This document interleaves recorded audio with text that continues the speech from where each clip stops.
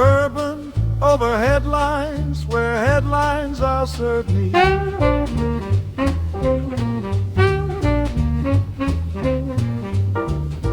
Bourbon over headlines, where headlines are... Hello again, everyone, to the next episode and the current episode of Bourbon Over Headlines, where your headlines are served neat. Once again, we're doing the Jefferson Dry. Today we're doing a little old town in Nebraska. When I mean by little, I mean the current population is 124. The population in 1922 in the 20s, 170. So it's gone down, which is the first time that we've had to see it's gone down in population since the 20s. So it's a really small town. There's a couple other towns near it that are slightly bigger. But today we're going to do this. And first we're going to start off with the namesake. Where did Feely, Nebraska come from? Well, the namesake is Elijah Feely. He was born in 1839, died in 1920, right in the time frame. Now,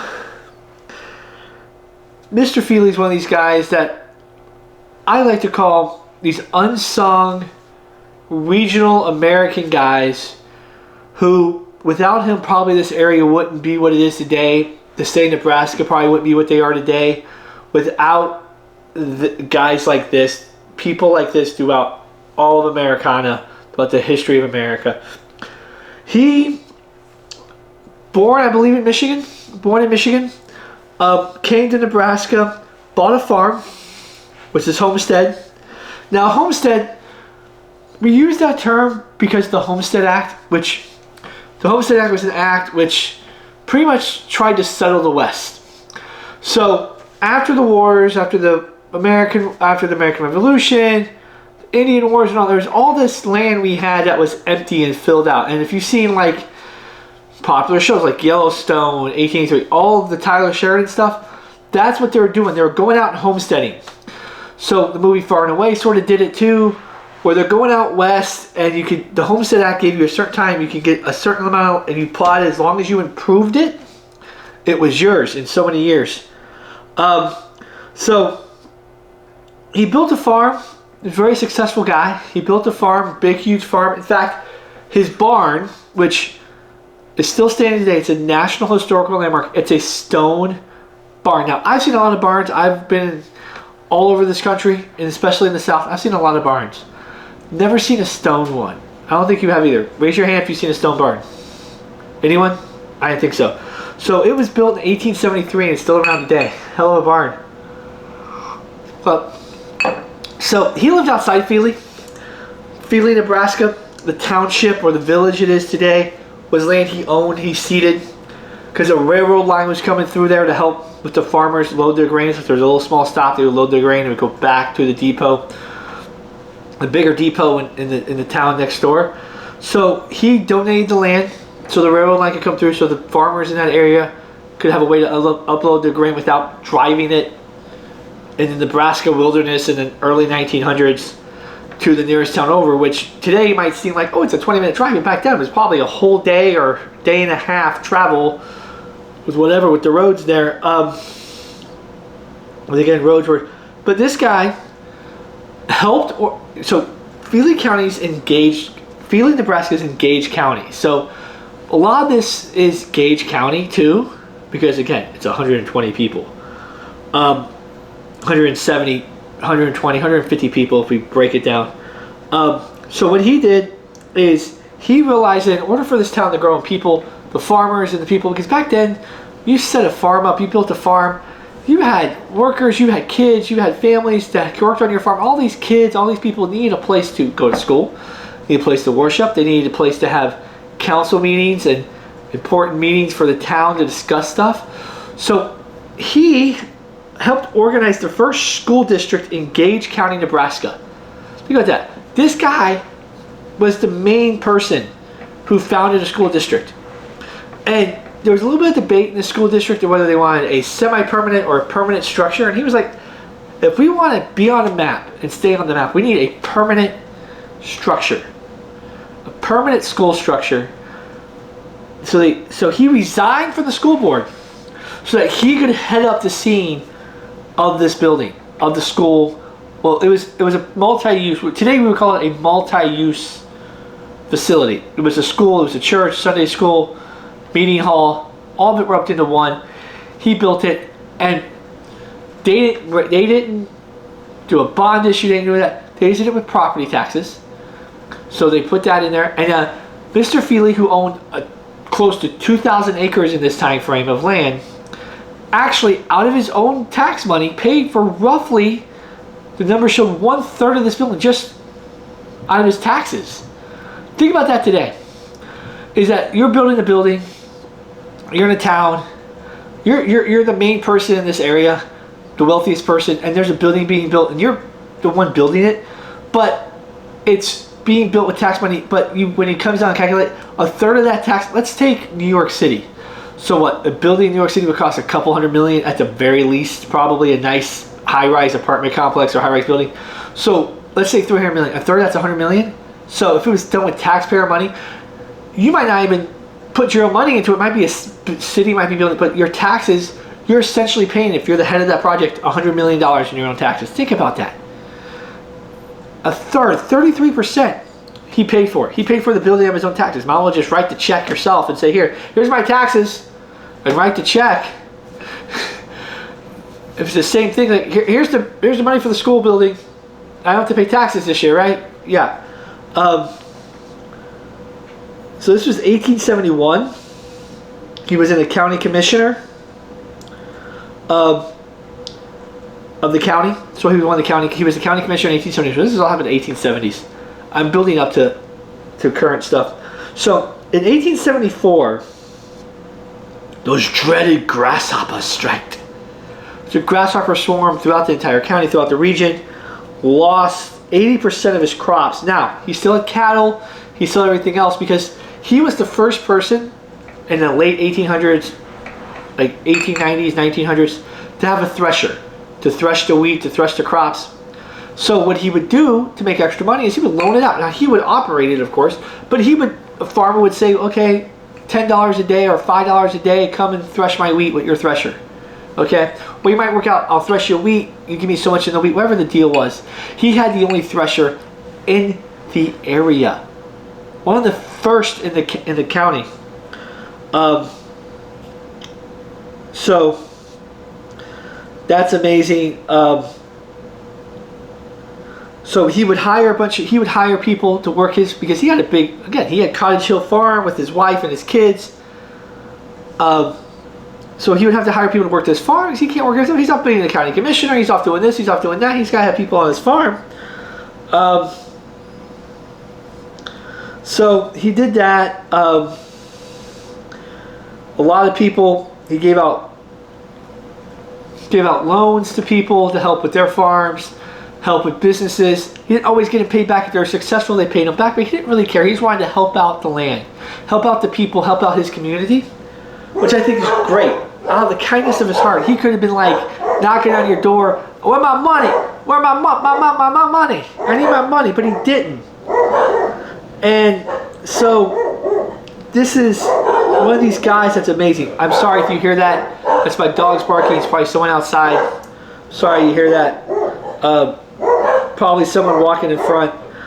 So he also was a Nebraska State Congressman through 1901. I think was it. Yeah, Nebraska State Congressman. He was a Nebraska State Congressman, Nebraska State Senator, 1883. Here it is. So he was County Commissioner of Gage County, 1871. Nebraska State Rep, 1880 and 1881. State Senator from 1882 to 1883, and a member of the State Agricultural Board from 1897 to 1907. So this guy in the early 1900s, late 1800s, was a pivotal man in Nebraska. He was a pivotal man in Nebraska.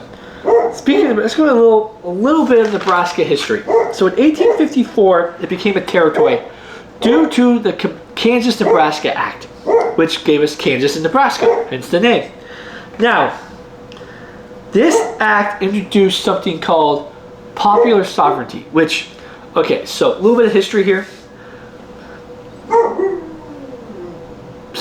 1820, we had the Missouri Compromise, which was in order to keep a balance of power in the Senate and to keep a balance of power in Congress, so that you had, every time a state came into the Union, or two states, usually it would be two states at a time, one would be a slave state and one would be a free state. And the reason why this is because, again, the Senate is two people from each state. So if you kept the balance equal, the slave people wouldn't have as much power, wouldn't have more power than the free people, free states. That's how it worked out. Now, Congress and the United States decided which states were what. Okay? Now they were consulted with the state. You weren't going to put Michigan as a slave state and Georgia as a free state. It wasn't going to happen like that. But this, so that was 1820. So 34 years here in Kansas, Nebraska. This introduced popular sovereignty, which means it wasn't up to. Usually the way it is if you became a territory, if you were a slave territory or free territory, once you became a state, that's what you became. So this introduced popular sovereignty, which allowed the people of that territory to vote whether or not they wanted to be slaveholders, a slave state, or a slave territory, or a free territory. Okay?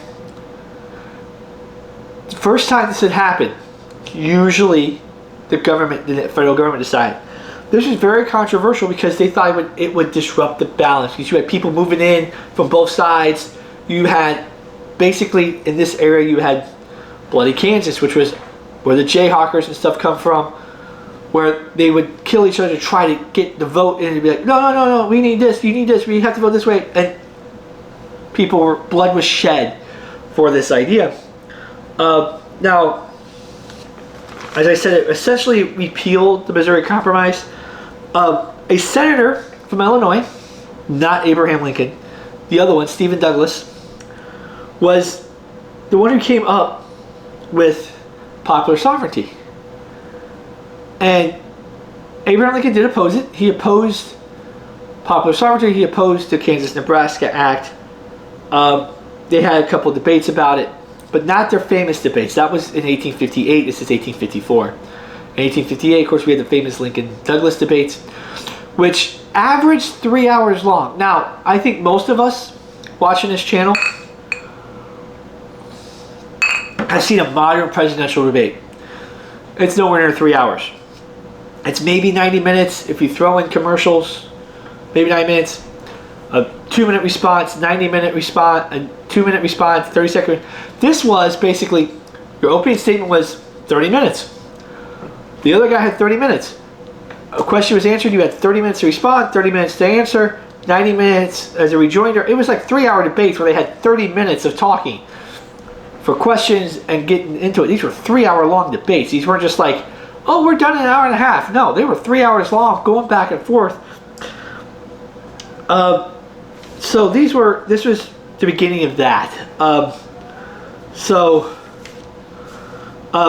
In 1883 was when Feely, Nebraska became Feely, Nebraska. So that's when he ceded the plot of land. So 30 years after it became a territory and a state. It became a state in 1867. Now, interesting enough, he didn't become famous for this, but Billy the Kid, William H. Bonney, or his real name was Henry McCarthy, lived in this area in Nebraska for a couple years before moving on down to New Mexico and being involved in that and eventually dying as an outlaw and a bandit. It's really weird how that Billy the Kid came through here, not during the Bloody Kansas State, but he came through here right after that and then went down. It's really, really interesting how they did that. Also, the other most famous person that was born in Feely, Nebraska, the only famous person I can find. This is going to be the title of the episode. Small town boy goes to Hollywood. Robert Taylor, who was one of his main names, was one of the perfect profiles. There are some people over the years in Hollywood called the Robert Taylor, born in 1911 in Feely. Okay. age 17, while he's still in school, he signed with MGM. They noticed him in MGM. And this small town in Feely, Nebraska. Well, he wasn't in Feely. He had moved away from Feely at that point. But 17, he signed with MGM. He was pretty much with MGM his entire career until his death. In a ton of movies. He died in 1969. His family moved when he was 15.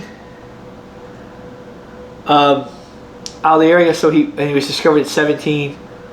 So now, Robert Taylor, my props to this guy. He married the only Barbara Stanwyck.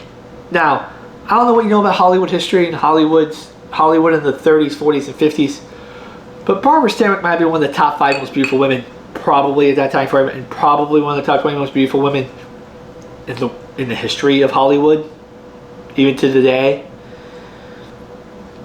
He married her. That was 4 years, but it wasn't like they tore each other apart in divorce. Their careers were going in different directions. They couldn't find time. This was the 1940s and 50s. It wasn't like now where you had cell phones and social media and you couldn't hop on a private jet and fly. It wasn't like that. So you couldn't find time together unless you were doing movies together. And so they were all on their different trajectories doing movies, and they just sort of drifted apart as a couple. And they said, you know what? We'll mutually part. We still love each other, still feelings there, but we just, as a marriage, as a unit, as a team, they weren't working. And in fact, Barbara Stanwyck's last movie, she wanted to do TV roles, but her last movie, Robert Taylor was her co-star. So her ex-husband was her co-star. So they had no bad feelings. But he married Barbara Stanwyck and Ursula Thies, but most people know Barbara Stanwyck. Let's talk about small town boy making good. You go to Hollywood and you marry Barbara Stanwyck? How much better could we all go off, achieve our dreams, and marry one of those beautiful women on the face of the planet? Who wants that? Anyone? Anyone? I do. I have my beautiful lady.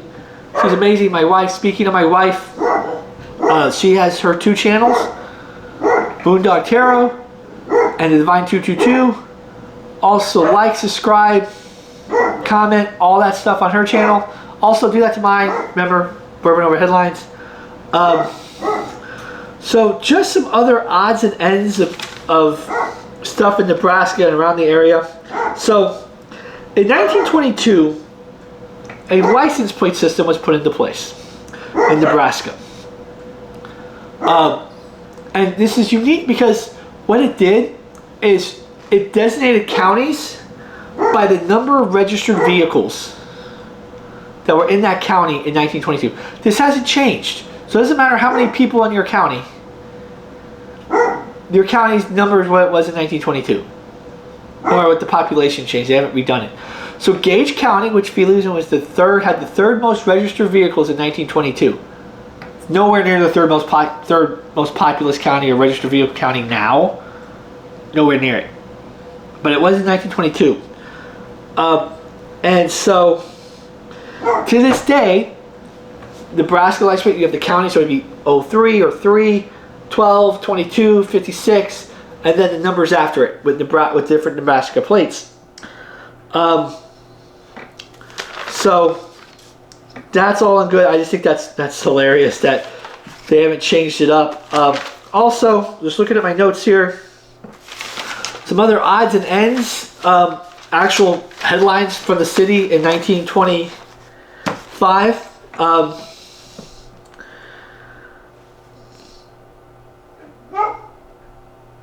Someone put a piece of something into the lock of the Union store, which I'm assuming is a store, a dry goods store. Doesn't tell me what it is. I'm supposed to know what it is because I'm reading a paper 100 years later. I'm supposed to know what the Union store is. To make it harder for the person who's opening the store, presumably the owner, to open up the store the next day. They never found the person, but they suspected, based on what they were doing, that they were doing it to frame someone else who didn't like this person. So it was someone completely random framing someone else who they would suspect of doing this crime. So A mitten was found. A random mitten was found at a place. And that was in the paper. It said, kids mitten found. Come to, I think it was City Hall, and claim your mitten. Would that be in the paper today? That would be a Facebook thing today. Plus their Facebook, kids mitten found, please come to this address to claim it. That would be, and describe it. That would be a Facebook thing or Instagram thing. That wouldn't be in the paper. Also, again, more sports. And it's a women's basketball game. It's a local women's basketball game, but they didn't talk anything about the basketball game, except for the fact that the band, the Hanover band, which I'm assuming is a school band, again, reading the paper 100 years later, Hanover band, stole the show and stole the scene while at the basketball game, which tells me it was a boring basketball game if the band is stealing the show. Described the uniforms. This author described the uniforms as very bright, colorful. They're up in the rafters playing great. They were paying more attention to the band than to the game. So it must have been a boring game. Imagine that. You go to a basketball game, it's like, yeah, I'm going to watch the band instead. They're pretty good. Oh, there's a game going on. I'm watching the band. They're pretty good. They're going to make it big someday.